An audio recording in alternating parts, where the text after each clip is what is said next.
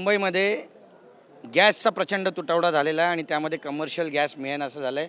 धारावीमध्ये जिथे सगळ्यात जास्त छोटे लघु उद्योजक आहेत त्यांना याचा मोठा फटका बसला आहे. आपल्यासोबत काँग्रेसच्या स्थानिक आमदार ज्योतिताई गायकवाड आहेत. आपण त्यांच्याशी बातचीत करणार आहोत. ताई, ग्राउंड रिॲलिटी काय आहे?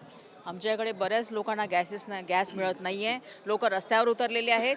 जिथे ट्रक उभे राहतात गॅसचे तिथे एवढ्या लांबच्या लांब रांगा लागलेल्या आहेत. आणि असंही कळलं की एका ठिकाणी ही स्ट्रोकमुळे उन्हामध्ये उभं राहिल्यामुळे एक व्यक्तीचा मृत्यू पण झालेला आहे. पण ह्या गोष्टीची कुठेही दक्षता घेतली जात नाही, कुठेही त्याची नोंद होत नाही, कोणी त्याची काळजी घेत नाही आणि त्या गोष्टी परत चालल्यात. आणि उलट असं म्हणतात की काँग्रेसचे लोक आहेत ती ह्याच्यामध्ये पॅनिक सिच्युएशन निर्माण करतात. जर ती खरी सिच्युएशन आहे ते बघा, कारण जर मांजर डोळे मिटून दूध पिली तर त्याची परिस्थिती आहे ती बदलणार नाही आहे. तुम्ही म्हणताय की सगळंच योग्य आहे, तर आम्हाला नक्की आवडेल की आमच्या लोकांना त्रास न व्हावा, पण जो त्रास होत आहे त्याच्याकडे बघा आणि त्याच्यावर लवकरात लवकर कार्यवाही करा, हीच आमची मागणी आहे. आणि तेच प्रत्येक काँग्रेसवाला हेच सांगत आहे की आम्हाला आमच्या लोकांना त्रास होऊन देऊ नका. आणि पण ह्याकडे सरकार दुर्लक्ष करते आणि सगळं चांगलं चाललं हेच परत सांगण्यात येत आहे. मुंबई तर देशाची आर्थिक राजधानी आणि सगळ्यात जास्त रेव्हेन्यू धारावीमधून जातो अशी पण माहिती आहे. त्यामुळे नेमकी परिस्थिती काय? सरकारला सोयरसूतक नाही मग असं म्हणावं? नक्कीच, कारण ज्या परिस्थिती मी तुम्हाला सांगितलं ना की आमच्या इथे टी जंक्शन इथे लांबच्या लांब रांगा लागल्या होत्या. लोकांमध्ये खरंच अशी परिस्थिती झाली की आता गॅस आम्हाला मिळणार की नाही पुढचा. आणि काळाबाजारी जास्त वाढलेली आहे. जो 900चा गॅस होता, 800चा गॅस होता, तो 2,500-3 हजारला मिळतोय आणि बाकीचा कमर्शियल गॅस 9,000 पर्यंत गेलेला आहे. आणि त्यामुळे लोकांनी करायचं काय? त्याच्यावर जे अवलंबून जे लोक आहेत, जी गाड्या घेऊन येणारी लोक आहेत, भाजीवाली लोक आहेत किंवा जे लोक जिथे काम करतात, त्या सगळ्यांच्या पोटापाण्याचा प्रश्न निर्माण झालेला आहे आता. आणि त्याच्यावर काहीच सरकार काही पावलं उचलत नाही.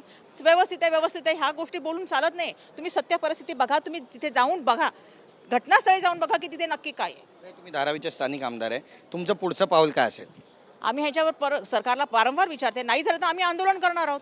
कारण आम्हाला दुसरा आमच्याकडे संविधानाने दुसऱ्याला जो आम्हाला दिलेला हे आहे शस्त्र आहे, त्या शस्त्राचा आम्ही नक्कीच वापर करू. नक्कीच अधिवेशन सुरू आहे, अधिवेशनामध्ये मुद्दे मांडणार आहात?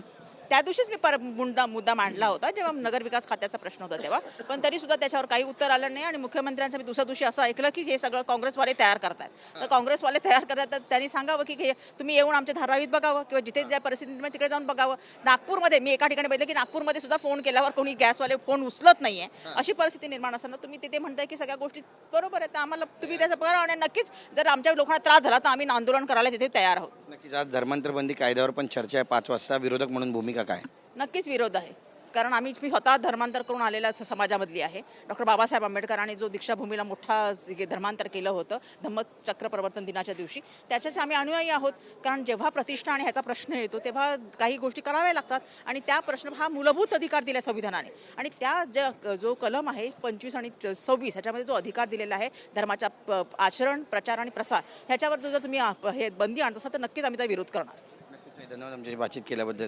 तर आपण पाहतो आपली भूमिका या ठिकाणी ज्योतिताई गायकवाड यांनी मांडलेली आहे. आणि धर्मांतर बंदी कायद्याला विरोध असेल, त्यासोबतच कमर्शियल गॅसचा जो तुटवडा धारावीमध्ये झालेला आहे त्या विरोधात आंदोलनाचा हत्यार उपसणार असल्याचा इशारा सुद्धा त्यांनी दिला आहे. कॅमेरा पर्सन रोहन पवारसह गिरीश गायकवाड, TV9 मराठी, मुंबई.